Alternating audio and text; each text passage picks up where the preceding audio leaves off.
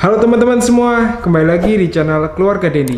Bagi yang baru pertama kali mampir di channel ini, saya ucapkan salam kenal. Setiap jenis reksadana memiliki faktor tersendiri yang mempengaruhi kinerja produk-produknya.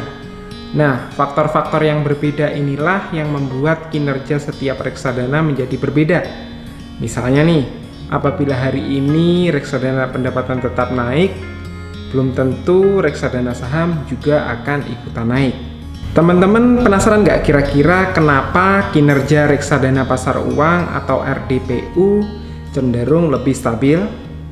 Jawabnya adalah karena reksadana jenis ini, yaitu reksadana pasar uang, mayoritas penempatan dana investornya pada deposito dan obligasi yang jatuh temponya kurang dari 1 tahun.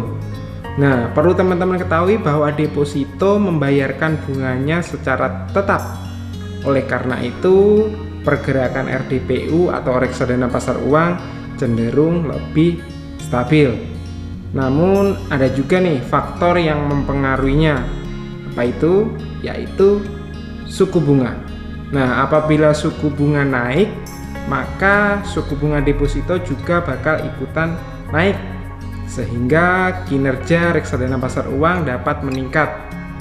Dan berlaku sebaliknya, apabila suku bunga turun, maka suku bunga deposito mau tidak mau juga akan ikut terjun. Bagaimana dengan reksadana pendapatan tetap? Nah, jenis reksadana yang satu ini mayoritas menempatkan dana investornya pada obligasi, sehingga faktor yang mempengaruhi kinerja reksadana jenis ini adalah obligasi itu sendiri. Perlu teman-teman ketahui juga bahwa pembagian kupon dari obligasi yang diinvestasikan oleh manajer investasi dapat meningkatkan nilai aktiva bersih atau NAB. Namun ingat ya, harga obligasi juga bisa naik dan juga bisa turun.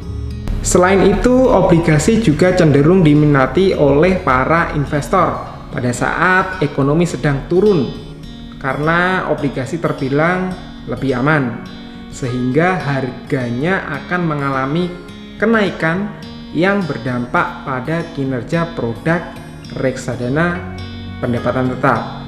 Begitu juga dengan tingkat suku bunga. Bila suku bunga turun, maka harga obligasi akan cenderung naik, sehingga kinerja produk reksadana pendapatan tetap juga cenderung meningkat. Begitu juga sebaliknya teman-teman. Namun perlu diingat bahwa obligasi juga membayarkan kupon secara rutin loh ya.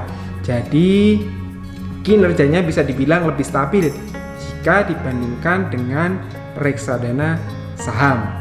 Lantas, bagaimana dengan reksadana saham? Reksadana jenis ini mayoritas dana investor akan ditempatkan pada instrumen saham, sehingga kinerja produknya dipengaruhi oleh harga-harga saham yang ada di portofolionya.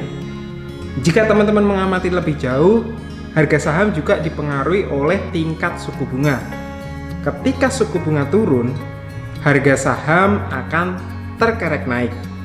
Di Bursa Indonesia ada yang namanya IHSG atau Indeks Harga Saham Gabungan, yang teman-teman bisa perhatikan sebagai acuan dalam melihat kinerja saham-saham di bursa.